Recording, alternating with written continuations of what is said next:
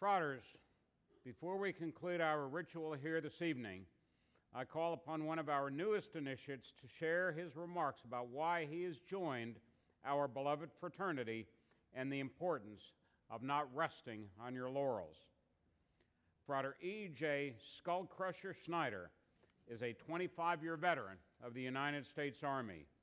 He is a highly decorated combat veteran of both the 1991 Gulf War and Operation Iraqi Freedom. After entering the U.S. Army, Frater EJ found himself in the entertainment industry trying to work as a military technical advisor, actor, stuntman, producer, and writer. Retiring with his family to North Carolina, EJ continues to pursue those same interests, but found himself actually a more interesting character to the reality and docuseries world, most recently on Discovery's Naked and Afraid XL. EJ continues to work as an independent government contractor training soldiers in the art of surviving behind enemy lines. EJ also is a supporter of the Wounded Warrior Project and USO, and regularly volunteers in those programs and belongs to several other veterans and military organizations and associations. EJ works hard supporting two charities year-round, Michelle's Place for breast cancer and Give Kids the World Village for kids fighting life-threatening illnesses, where he will be heading to a charity event first thing tomorrow morning. EJ lives and succeeds in life and all his endeavors and adventures by his motto, Tu Esponte Superstes, which means survive by your own will. Frater EJ Snyder, please join me at the stage.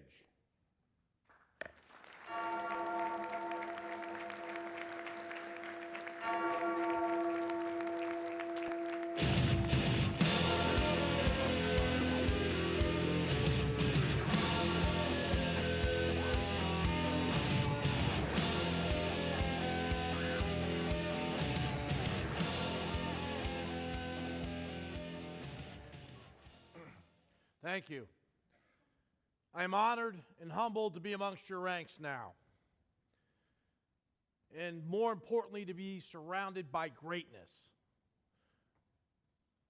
My wife is the only one that probably next to you guys able to get me in a suit. So normally in my profession where I'm at now, I find myself running around in my birthday suit.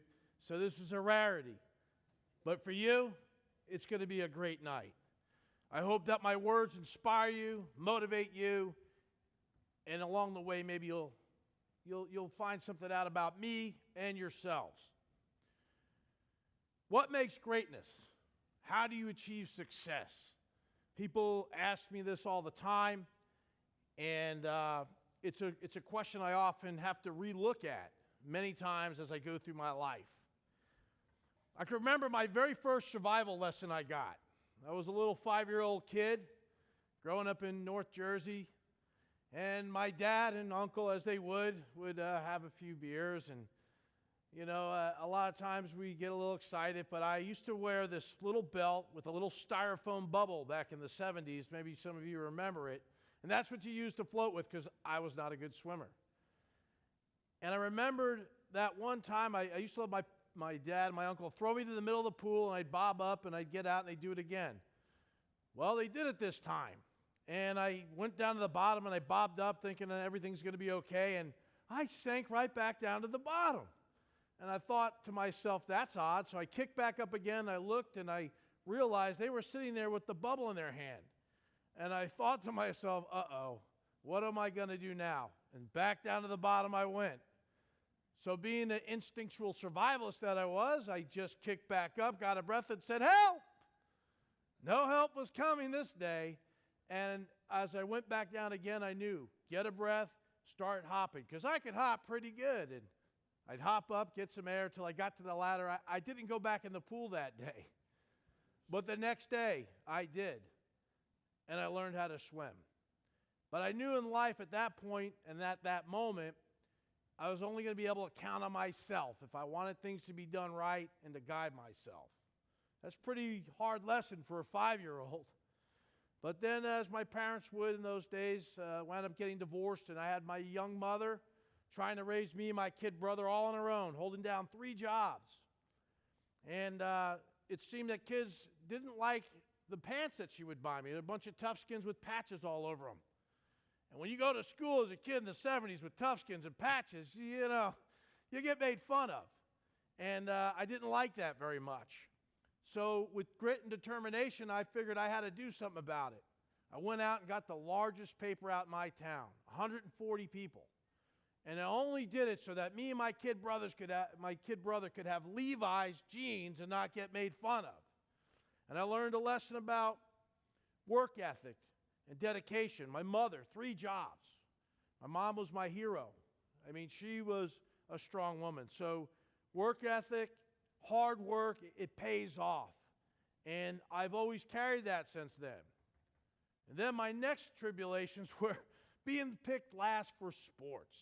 I wasn't a very good athlete, but I was very fast, and I knew I didn't like getting picked last. That really that stunk. So I didn't have my dad in my life. I started teaching myself sports and getting good at every one of them for the only fact I didn't want to be picked last. And then I ran into some bullies. I know, hard to believe. A guy nicknamed Skull Crusher is getting bullied. I was more of a skull stick back in those days, more of a twig. So I found myself the victim of many bullies, and it wasn't just one, it was like 6, like a pack of them, because they could smell it. That's when I realized, animals smell fear. So I taught myself how to box. I started taking on wrestling. I started teaching myself karate just because I swore from that day on I would never be a victim again, never be a target to somebody else who just saw me as an easy meal. So through these tough things I went through in my life as a kid, I realized, again, I'm only going to be able to count on myself. No one's going to be there for me. And as I grew up and got my teen years, I had a dream. And my dream was to be an actor and a stuntman. Well, my mom, the one I looked to for help, didn't think that was such a great idea. I had no options. I had no way to see where I was going to go to college. Didn't really have a dad in my life. And so I had to make a decision.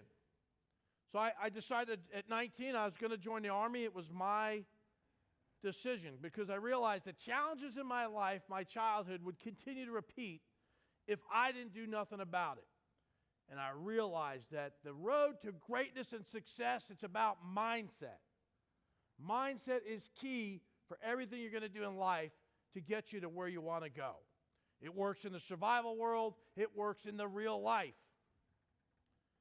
So with none of these options, off to the Army I went, and I decided that if any challenges came in my way, if I saw a wall, if I couldn't go around it, I couldn't go over it or under it, by God, I'm going straight through it. And that's the way I was going to approach my new challenges in my life. So when you're thinking about success and getting to greatness, you need to set yourself goals, clear, concise ones. Get hungry, and always leave your mark. If that's an impression on someone, or you do something great that's tangible, that leaves a legacy behind, that's what I wanted, and that's what I decided to do, that I was going to go full tilt and chase after this thing. So the Army was the first place that I found my brotherhood. I remember being a paratrooper in the 82nd Airborne, my first duty station in Fort Bragg, North Carolina. And as these young paratroops brought me into their ranks, and I met them with a full keg of beer and all kinds of crazy rituals, but as they hung me out a window in a sleeping bag, about 3 stories up, they handed me down an old jump boot, and that was a passage of rights to drink some beer out of some old guy's field boot. This is where I want to be. I knew if I did this and they pulled me back in, I'd belong. And they did pull me back on. It pulled me right back in the window, and I was starting to realize that I could have people to count on. This newfound brotherhood. I didn't have to do it alone anymore. And this was very important in the Army. But I knew I wanted to be really good in the Army. So I knew I wanted to do a couple things. I wanted to earn medals. That's what warriors do.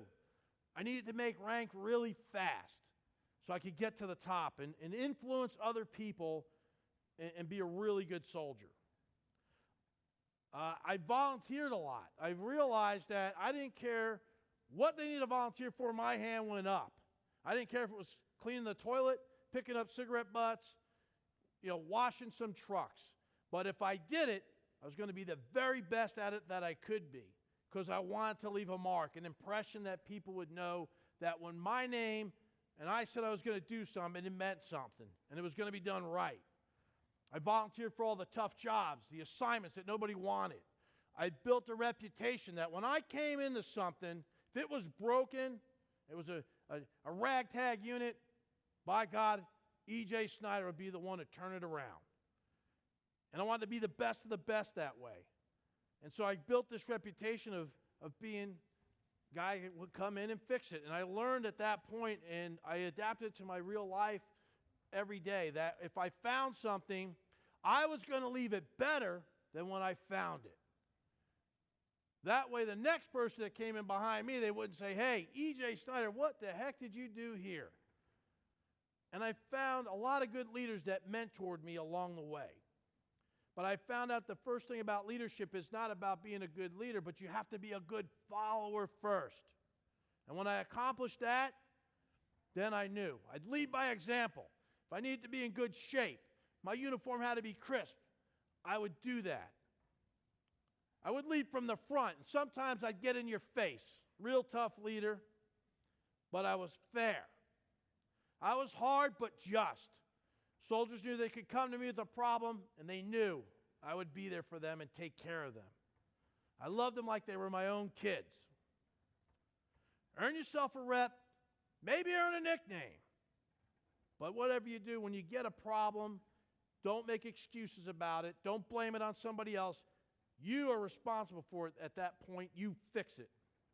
And that's what I did. I survived 2 wars, the 91 Gulf War. And thankfully, while I was at that Gulf War, little did I know till just before I came here, Lieutenant Christopher Oswald is a Teak brother. And so, right from there, I didn't even know it then, I was destined to come here and join your ranks. I went off to Operation Iraqi Freedom. I spent 15 months away from my family in northern Iraq, doing the business of the nation. It was tough on my family. It was tough on me, but I had a job to do. I was dedicated because I said with my mouth, with my oath, that I would be there, just like I did tonight, and I will be here for all of you in the future, as I know you will be for me. In 25 years of successful career, I earned a lot of medals. I made the top rank of Sergeant Major. It's an E9 grade, highest rank in the enlisted corps in the Army. And I made it faster than anybody. I was one of the youngest Sergeant Majors in the Army. I got that rank in about 17 years. And I had found that within the Army, I was with a band of brothers. And as I step forth tonight, I found a new band of brothers. Because when I got out of the Army, it was like, what now? Everything I knew, most of my adult life growing up, was gone. I felt a little lost. Felt like I had nowhere to turn, nowhere to go. But I had a friend from the Army. Some of my brothers from the Army are closer than my blood relatives to me. And he had a job for me. And now for the last 6 years, I've been training at the Army Survival School, teaching future Green Berets and other soldiers how to survive behind enemy lines. I was around like-minded thinkers. I was around soldiers again. And I did that for 6 years. So I didn't fret for anything. I just found someone to give me a hand. But I still had a dream. I still wanted to be that actor. That was unfinished business for me. So I went for it. And I kind of found out that I'm more of a character than I can play one. I found my niche in the survival community. And, I knew there was a reason I was there and why God wanted me there. But I wasn't quite exactly sure what it was. But I knew when life knocks you down, all you need to do is calmly get up, dust yourself off, and say, "You hit like a bitch." Is that all you got? Bring it on, because I'm coming head on at you, and you're not going to keep me down.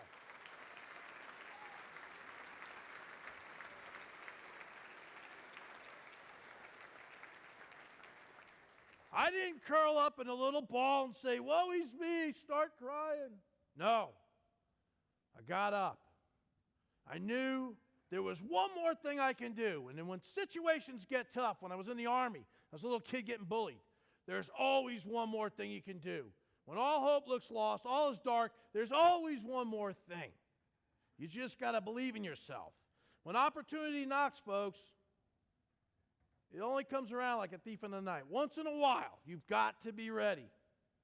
You don't want to say, well, wait a minute, I got to get in shape. Wait a minute, my resume's not ready. No. You need to always be ready. Like in a survival situation, you never know when it's going to happen or who you're going to be with. You just have to be ready. So in my life, I make sure I'm always ready. I take life by the horns. I skin it and I make a cool jacket out of it. That's how I roll now. You need to be bold. Discovery Channel found me for this show called Dual Survival. Maybe some of you have heard of it. A hippie guy with some bare feet. Why, I don't know. I met this guy. His feet look like a couple of hobbits' feet, fur on top, wide, tough. The guy walked across barbed wire right in front of me, and I got boots on. I felt the pain for him, but no. I went and tried out with this guy because I felt that's where I was supposed to be. But it wasn't to be. I finished second. That doesn't sit well with me. I don't like being second. I want it this bad. And Discovery, thank God, they saw something in me and said, hey, we'll give you a call. And I said, all right, I'll be here. And I kept pushing forward looking for that next thing. I did not know that what it was going to be was off to the wild. So I find myself in the middle of Tanzania, Africa, in the middle of the dry season, naked, with a woman I didn't even know, and only a knife. And I thought, oh boy, what I get myself into. As I removed my pants and put everything that I owned, my shirt and my shoes, all in a little Land Rover, and it took off in a cloud of dust. I went, there went all my worldly possessions. What are you doing here? I thought, am I going to be a goat or am I going to be looked as a trailblazer out here? This is nuts. I was way outside my comfort zone. I'm used to having gear when I go into these situations, a rifle, a pack to get other stuff out of, cordage, but I don't have it. But one thing I did have from my days as a ranger in the Army, surrender is not a ranger word and it's not mine. I was going to move forward with my motto, tua sponte superstetis, survive by my own will. And this was going to be the biggest challenge of my life. I didn't realize it. It was going to test me physically, mentally, spiritually, even emotionally. God and I had a fight out there, but He was going to show me my purpose. Success, not in just the wild, but in life, takes guts, determination, and grit. That's what I knew, and that's what I applied. I was going to find a way, because there's always one more thing you can do. The first time I did Naked Afraid in Tanzania was amazing, but to be called back a second time to go to the Amazon where people were quitting because they believed in me and they said, hey, you got 6 days to get down here. Can you do it? Hell yes. Send me. When no others want to go, I'll go. And it was epic. And now to get a third time, 40 days, when I saw the smoke rising and the drums of another survival challenge coming, I said, heck yes, send me. And it's been legendary, and it's still unfolding before your eyes.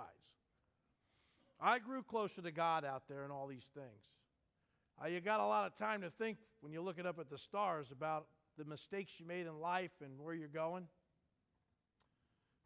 But I did get closer to Him. I evolved as a survivalist, as a man, and I left forever changed each time I've gone out. And those are the lessons. Because people ask you, hey, how do you learn mental toughness? There's nowhere to train for it.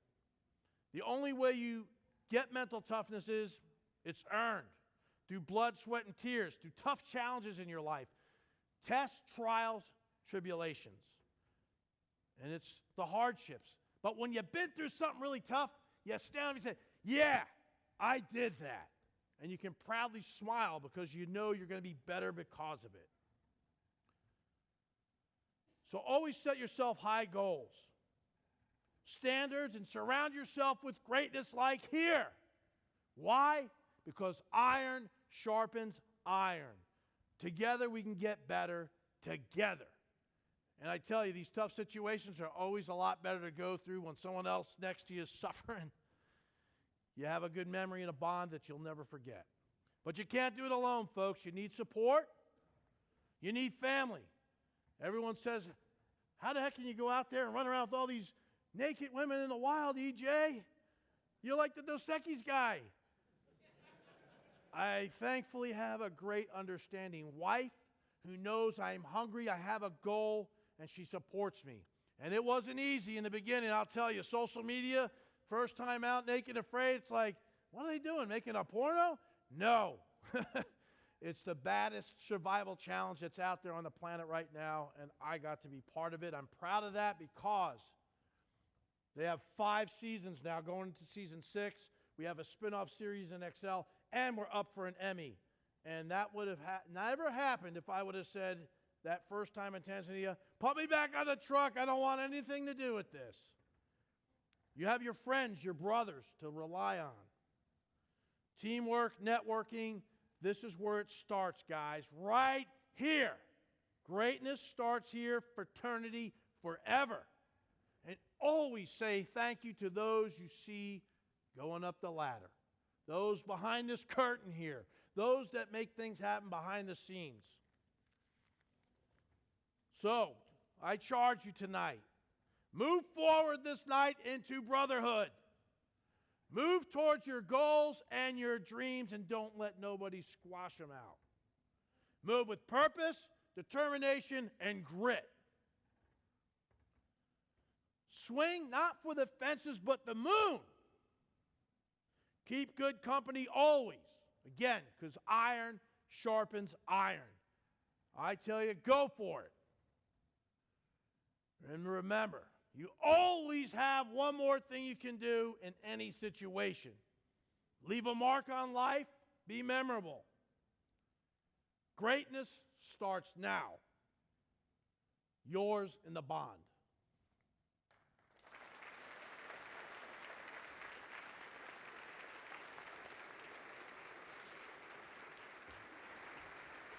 Thank you, Frater. Thank you, Father. Next time, put a little emotion into it. I will try my best. I am an emotional guy, and I wear my sleeve. My emotions on my sleeve always. Well, you can wear this with the teak on it. Awesome. I think this will wear very nicely, maybe with no pants. Thank you, Frater. Thank you. Really appreciate it. Thank you. It's been my honor.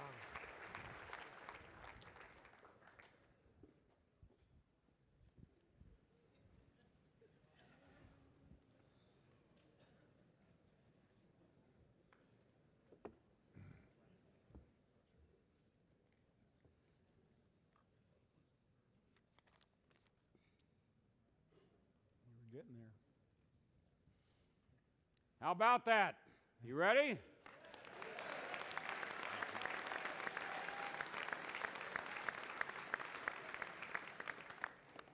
If you're not ready after that, Fraters, you are sleepwalking. And I don't think teaks sleepwalk. Thank you very much, Frater EJ. It is an honor to welcome you as a Frater in the bond. We will learn from you, and we will be there for you as we know you will be here for us.